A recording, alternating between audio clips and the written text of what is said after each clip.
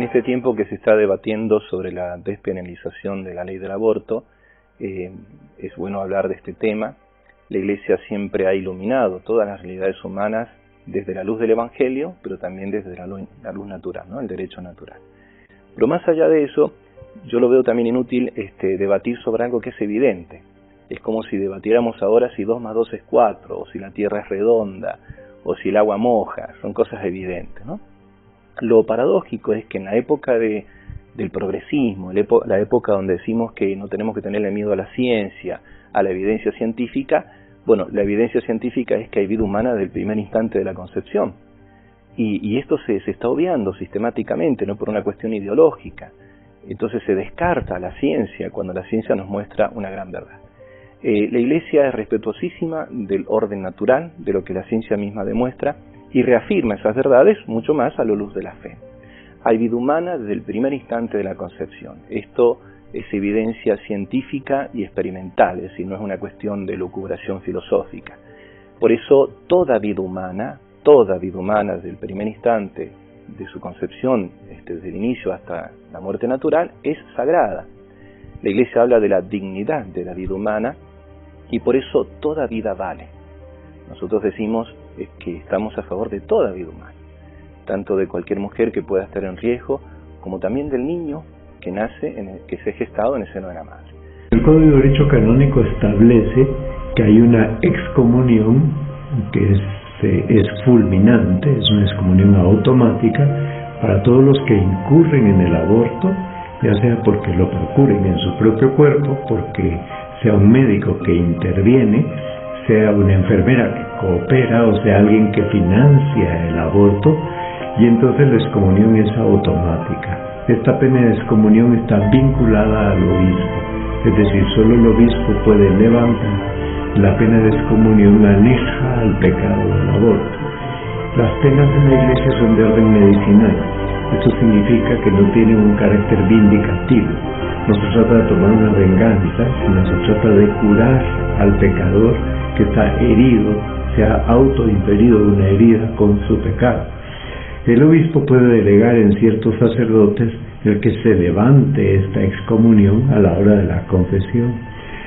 Muchas veces se pregunta a la gente, ¿la Iglesia rechaza a las personas que han cometido el aborto? ¿Les cierra las puertas por medio de la excomunión? Para eso es importante saber por qué la Iglesia aplica esta pena que es la más grave a las personas que cometen el aborto. Pero no es por un sentido de rechazarlas completamente, no es en el sentido de condenarlas de manera definitiva, sino de ayudarlas a sanar verdaderamente. Un primer sentido por el cual la Iglesia aplica esta pena es para mostrar la gravedad del aborto, sobre todo en una sociedad en la cual se trata de mostrar que el aborto en realidad no es tan malo. Se le cambia el nombre, se engaña a la gente diciendo que es interrupción legal del embarazo, diciendo que es un derecho a decidir, derecho sobre su propio cuerpo.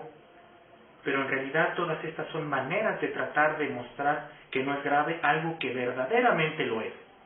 El Concilio Vaticano II dice que el aborto es un crimen nefando. ¿Qué quiere decir esto? Que es tan grave, tan malo, que no se puede pronunciar sin horror, pues está matando a la criatura más inocente, al ser humano que no puede defenderse ni siquiera con el llanto. Por eso la Iglesia tiene que mostrar la gravedad de este hecho. En otro sentido, la excomunión tiene un sentido medicinal. Busca curar a la persona que ha cometido esto. ¿Qué quiere decir? El aborto genera un daño grave en el alma. Destruye a la persona. Y la Iglesia quiere ayudarla a sanar, pero de forma adecuada. No hacerlo es como querer curar el cáncer con una aspirina. Esto no ayudaría en verdad. De la misma forma, la Iglesia quiere que la persona que ha colaborado en el aborto tenga un proceso de sanación adecuado, un proceso penitencial que le ayude a recuperar ese daño que ha hecho en su alma. Es por eso que tiene que llevar un acompañamiento más profundo. Es común escuchar que Hay personas que se confiesan muchas veces del mismo aborto porque no se sienten perdonadas. Aunque Dios ya las perdonó, les cuesta mucho trabajo perdonarse ellas mismas. Por eso la Iglesia quiere ayudarlas paso a paso. El proceso de levantar la excomunión es una forma de ayudar a las personas en esto.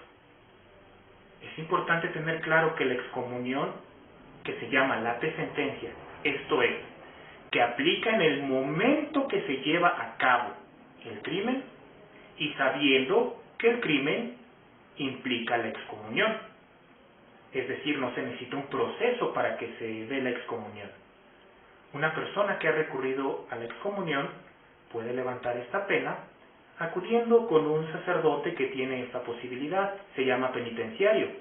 Aquí en la Arquidiócesis de México puede ir a la Basílica de Guadalupe, ahí todos los padres tienen esta posibilidad, o en las distintas diócesis, en la catedral, puede encontrar a algún padre adecuado que ayude a sanar esta pena, a levantar la excomunión.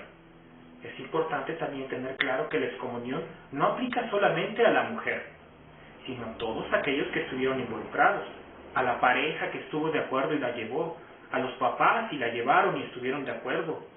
Más grave aún si forzaron a la mujer, a los médicos, a las enfermeras, a los legisladores que han aprobado leyes a favor del aborto.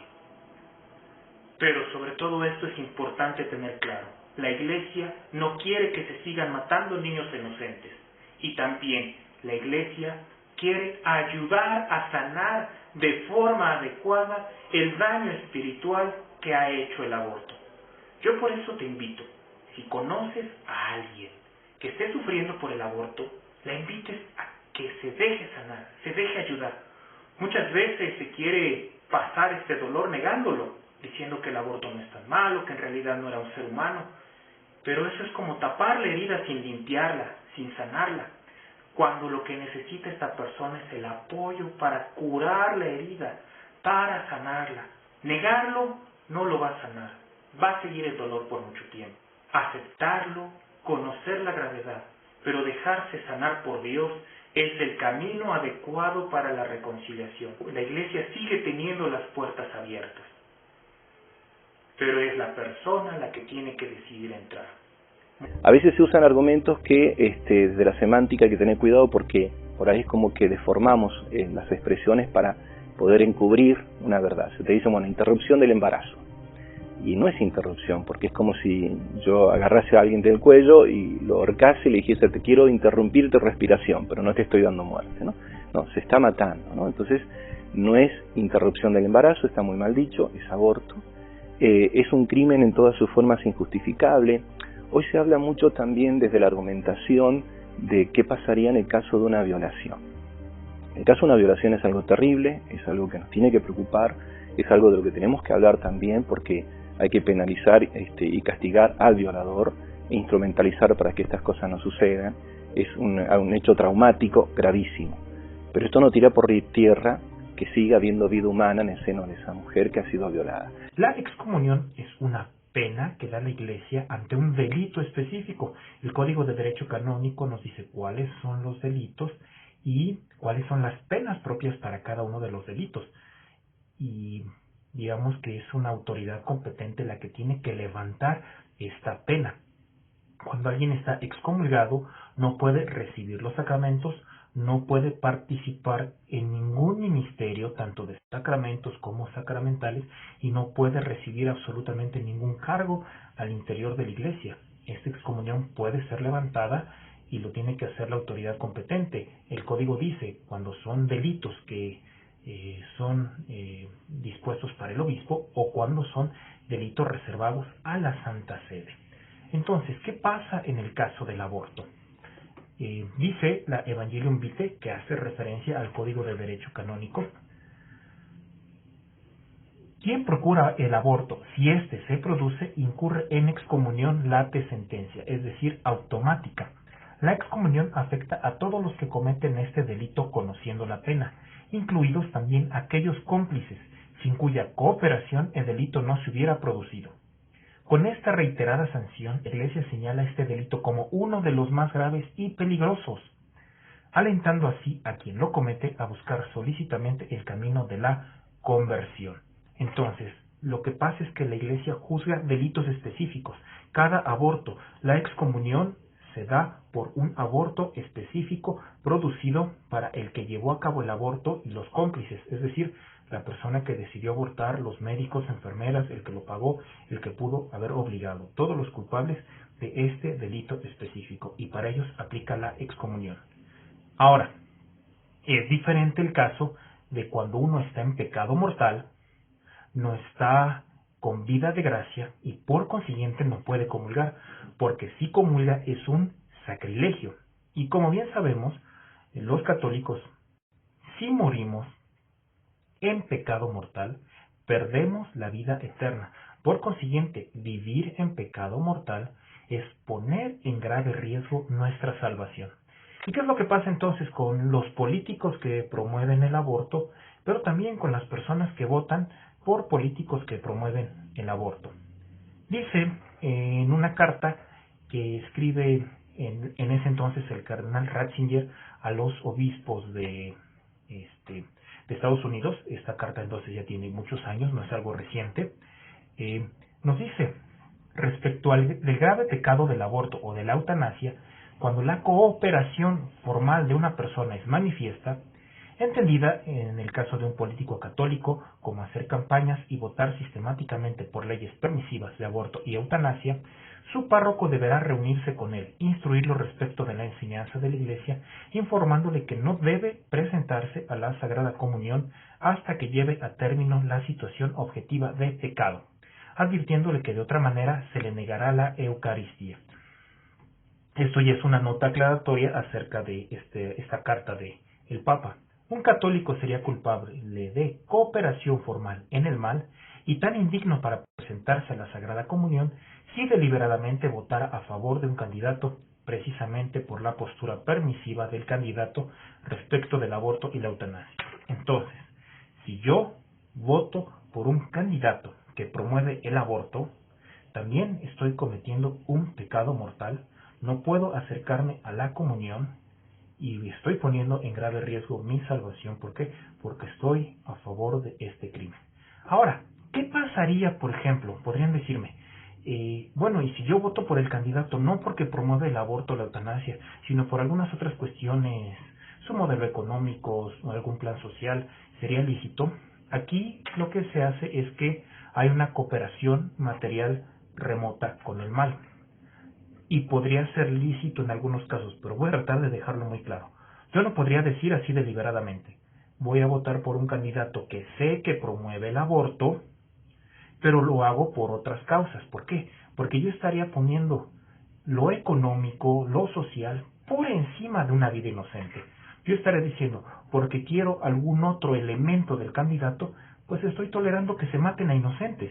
Y eso no es correcto. En ese caso no sería lícito votar por un candidato que promueve el aborto, aunque sea por otras causas. También es pecado grave. Pero entonces, ¿cuándo sería lícito poder votar por un candidato por otras causas que promueve el aborto? Pongamos un ejemplo.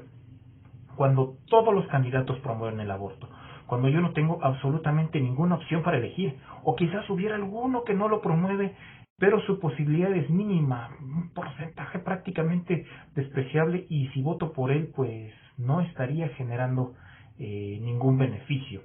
Entonces, es cierto que podría anular mi voto, es lícito, pero también habría que preguntarse, ¿qué tanto anulando mi voto estaría fortaleciendo algún candidato que pudiera tener una postura acérrima contra la vida? Pongamos el ejemplo que hay dos posibles candidatos que tienen fuertes probabilidades, y uno de ellos promueve el aborto durante los 9 meses y en todo momento, y el otro quizás es un tanto más moderado, diría no en toda la gestación, no en todos los casos. Aclaro, no es correcto estar de acuerdo con esto, nunca con el aborto. Entonces, si yo manifestara estar en contra del aborto, hiciera lo que esté en mis manos para trabajar en contra del aborto, pero dijera, ok, voto por este candidato porque tiene probabilidades y el daño que va a hacer es menor, no lo quiero, yo no quiero ese daño, es un daño que yo padezco, sufro, no lo quiero, pero busco el candidato que de alguna forma pueda tener una postura menos grave, pero buscando siempre el trabajo por la vida. Entonces, en ese caso, pudiera ser lícito, pero no porque quiero el aborto, sino porque lo rechazo completamente, pero trato de reducir al máximo este mal que se está causando. Pues,